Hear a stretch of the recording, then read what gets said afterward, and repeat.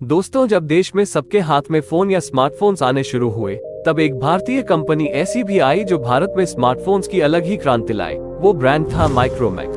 भारतीय मार्केट में phone launch होते ही शहरों से लेकर गांव तक कम कीमत और भारतीय मैन्युफैक्चरिंग कंपनी होने के कारण हाथों हाथ पहुंच गई। घर पर बड़ों के पास या आपके खुद के पास कभी ना कभी यह फोन जरूर आया होगा, पर आजकल माइक्रोमैक्स के फोन दिख नहीं रहे हैं। ऐसा क्या हुआ इस कंपनी के साथ कि अचानक से ही भारतीय मार्केट से ये कंपनी गायब सी हो गई।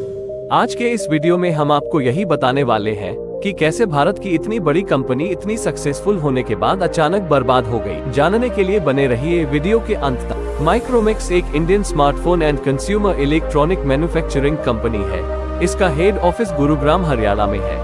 2010 तक माइक्रोमैक्स भारत की सबसे बड़ी फीचर फोन बनाने वाली कंपनी थी। इसके साथ साथ 2014 में दुनिया की 1/20 सबसे बड़ी स्मार्टफोन कंपनी की लिस्ट में भी इसका नाम शामिल किया गया था। 29 मार्च 2000 में राहुल शर्मा, राजेश अग्रवाल, विकास जैन और सुमित कुमार ने मिलकर माइक्रोमैक्स कंपनी की नींव रखी थी। शुरू में तो ये कंपनी सिर्फ एक सॉफ्टवेयर कंपनी थी और इसे माइक्रोमैक्स सॉफ्टवेयर के नाम से रजिस्टर करवाया गया, लेकिन इसके बाद साल 2008 में राहुल शर्मा ने कंपनी को कंज्यूमर इलेक्ट्रॉनिक्स बनाने वाली कंपनी में बदलने का फैसला लिया, जिसके बाद माइक्रोमैक्स ने बहुत ही कम समय में काफी तरक्की की काम, क्योंकि उस वक्त कम लोग ही स्मार्टफोन का इस्तेमाल करते थे। इसीलिए कंपनी का फोकस कीपैड फोन पर ज्यादा था और बाकी के मार्केट में मिलने वाले ब्रांड्स की तुलना में माइक्रोमैक्स काफी बजट फ्रेंडली फोन मार्केट में ला रहा था। तो 2015 तक माइक्रोमैक्स ने बहुत तरक्की की। ये कंपनी अपने शुरुआती दिनों में ज्यादातर फोन चाइना से ही मंगवाती थी, क्योंकि उस समय कहीं और से मंगवाने या भारत में फोन बनाने का ऑप्शन अवेलेबल नहीं था। माइक्रोमैक्स उस समय बहुत कम प्राइस में स्मार्टफोन प्रोवाइड करता था,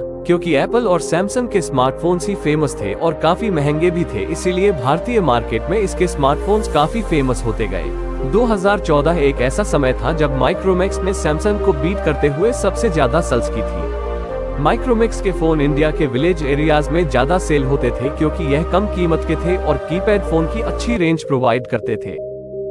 और गांव में इलेक्ट्रिसिटी की प्रॉब्लम होती थी, तो उस वक्त माइक्रोमैक्स काफी ज्यादा अच्छी बैटरी बैकअप देता था और उस वक्त 3G डेटा काफी महंगा होता था, तो इसीलिए लोग ज्यादा वैरायटी में हाथ नहीं आजमाते थे। और तब तक इंडिया के मार्केट में 4G भी नहीं आया था। सितंबर 2016 को इंडिया में 4G आया और रिलायंस जियो ने पहली बार अपना 4G प्लान इंट्रोड्यूस करवाया, जो कि जियो के मार्केटिंग स्ट्रेटजी के कारण शुरू में फ्री कर दिया गया था। तो पूरे इंडियन स्मार्टफोन मार्केट में 4G फोन्स की काफी ज्यादा मांग बढ़ गई, क्योंकि फ्री चीज है, किसे नहीं पसंद। लेकिन यह अचानक 4G launch in Indian mobile brands के साथ साथ माइक्रोमैक्स के लिए भी बहुत बड़ा झटका था, क्योंकि तब तक ऐसी टेक्नोलॉजी इंडिया में नहीं आई थी जो खुद के 4G स्मार्टफोन्स मैन्युफैक्चरर करे, और किसी को भनक भी नहीं थी कि इंडिया में 4G इस तरह कदम रखेगा। और तब तक माइक्रोमैक्स ने ऑलरेडी बहुत सारे 2G और 3G फोन्स के स्टॉक चीन से मांगा लिए थे। इसीलिए माइक्रोमैक्स ने सोचा कि पहले 2G और 3G फोन्स के स्टॉक निकाल लेते हैं। उनकी स्ट्रेटजी बिल्कुल भी काम नहीं आई और उनकी बिक्री नहीं हुई, क्योंकि जियो 4G नेटवर्क लॉन्च करने के साल भर पहले ही इंडियन मार्केट में Xiaomi अपने 4G फोन्स के साथ कदम रख चुकी थी। कस्टमर्स को फ्री 4G डेटा मिल रहा था, इसीलिए उन्होंने Xiaomi के स्मार्टफोन की तरफ ज्यादा इंटरेस्ट दिखाया और उससे Xiaomi को बहुत फायदा हुआ, क्योंकि उस वक्त कंपनी अपने अलग अलग और बेहतरीन 4G स्मार्टफोन इंडियन मार्केट में लाने लगी थी। इनके फोन्स में ज्यादा समय तक चलने वाला बैटरी बैकअप, ज्यादा रैम, अच्छा खासा स्टोरेज और अच्छे प्रोसेसर थे, कारण उनके फोन्स ज्यादा पॉपुलर होते गए। Xiaomi ने डिस्ट्रीब्यूशन वाली तकनीक नहीं अपनाई, उसने ई-कॉमर्स का सहारा लिया और भारतीय युवाओं के सहारे इसके स्मार्टफोन्स देश के कोने कोने तक पहुंच गए। ऑनलाइन मार्केट में तो Xiaomi ने कब्जा कर लिया था, पर अभी भी ऑफलाइन मार्केट में माइक्रोमैक्स की उम्मीद बची हुई थी। लेकिन ओप्पो और विवो जैसी कंपनीज ने रिटेलर्स को अच्छी खासी मार्जिन ऑफर करके ऑफलाइन मार्केट में अपनी पकड़ बना ली, और इन स्मार्टफोन्स के कैमरा के बारे में तो आप सभी जानते ही हैं, जिसके कारण माइक्रोमैक्स की रिटेल सेल्स पर काफी बुरा असर हुआ।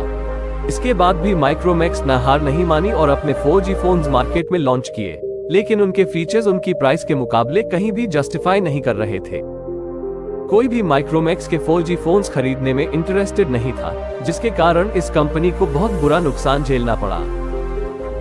और इनके खराब दूरदर्शिता ने भारत के अच्छे खासे स्मार्टफोन ब्रांड को मिट्टी में मिला दिया। इसका बुरा प्रभाव हमें इंडियन ब्रांड्स के मार्केट शेयर में देखने को मिला। मार्केट में अब इंडियन ब्रांड्स ना के बराबर हो गए थे। 2015 में इंडियन ब्रांड्स का मार्केट शेयर 32% तक था, जो कि 2017 तक आते आते 22% तक का रह गया और 2020 में इसका सिर्फ 5% ही मार्केट शेयर रहा। आपको यकीन नहीं होगा, पर 2013 में सिर्फ माइक्रोमैक्स ने 20% का मार्केट शेयर इंडिया में बनाए रखा था, लेकिन वक्त के साथ साथ 2018 में 2.8% से भी कम और 2020 में 1% से भी कम इसका मार्केट शेयर रह गया।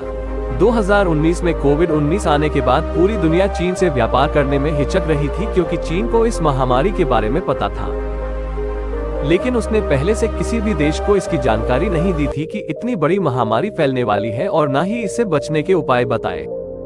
लाखों करोड़ों लोग इसकी चपेट में आ गए। कई देशों की अर्थव्यवस्था जमीन पर आ गई। चीन से भारत के बिगड़ते रिश्ते को देखकर लोगों ने चाइनीज सामान का बॉयकॉट करना शुरू कर दिया। शाओमी, ओप्पो और वीवो जैसी चाइनीज ब्रांड को लोग बॉयकॉट करने लगे और बार बार ट्वीट कर पूछने लगे कि माइक्रोमैक्स स्मार्टफोन कब लॉन्च करने वाला है।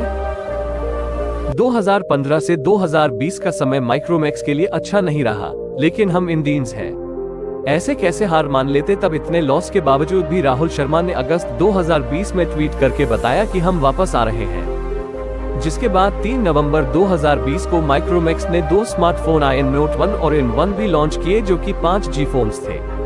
लेकिन जैसा कि हमने देखा कि इन दोनों स्मार्टफोन्स को लॉन्च होने के 2 साल बाद भी अच्छा रिस्पॉन्स नहीं मिला है। अब देखना ये है कि कंपनी आगे भी कुछ नया करती है या मैदान से बाहर हो जाती है। दोस्तों, ये थी माइक्रोमैक्स की सक्सेस और फेल्योर की पूरी कहानी। आपको क्या लगता है, माइक्रोमैक्स वापस इंडिया की लीडिंग स्मार्टफोन कंपनी में अपनी जगह बना पाएगी? हमें कमेंट करके जरूर बताएं। आपको अगर आज का हमारा वीडियो पसंद आया हो तो लाइक, शेयर करें और साथ ही हमारे करेज चैनल को सब्सक्राइब